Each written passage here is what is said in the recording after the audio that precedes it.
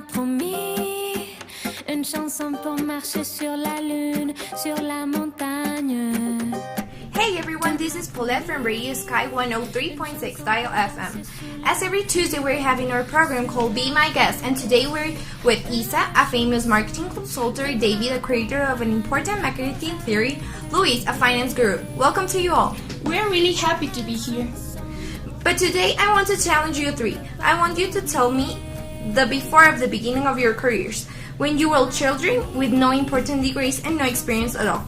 And this might sound awkward, but I want you to tell me a childhood story, and our public will judge you based on your creativity. So let's start with you, Luis.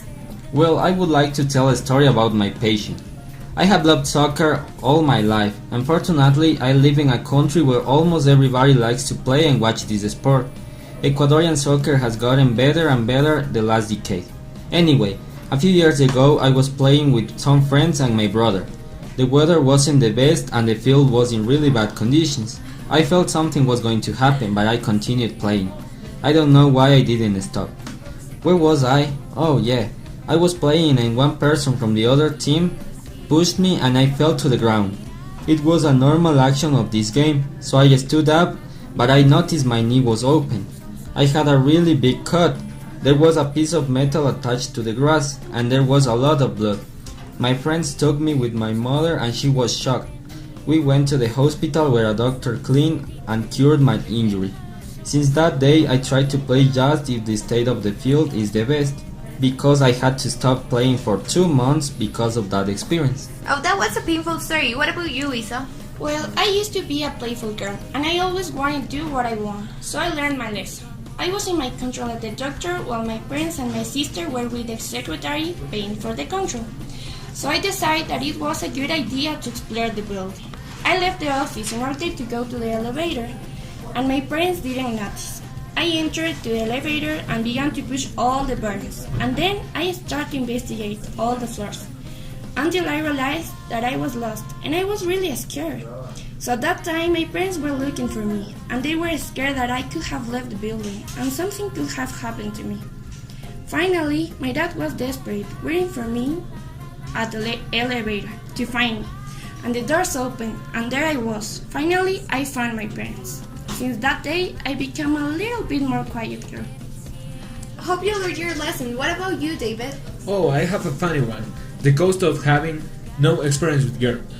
I remember like it was yesterday. I was 13 years old. I was in school when suddenly I saw a girl.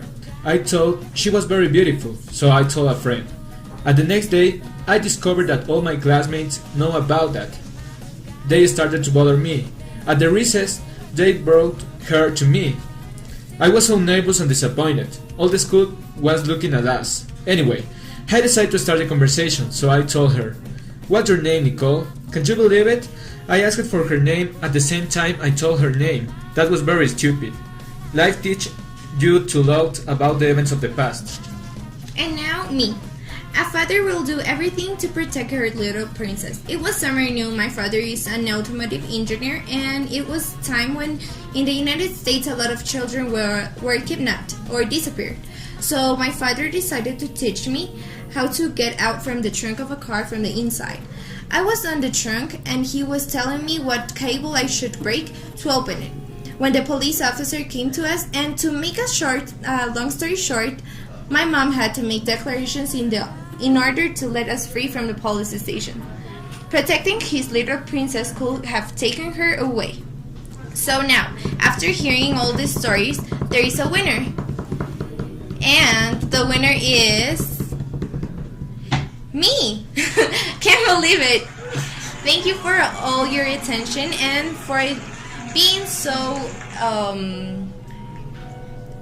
beautiful public to Radio Sky.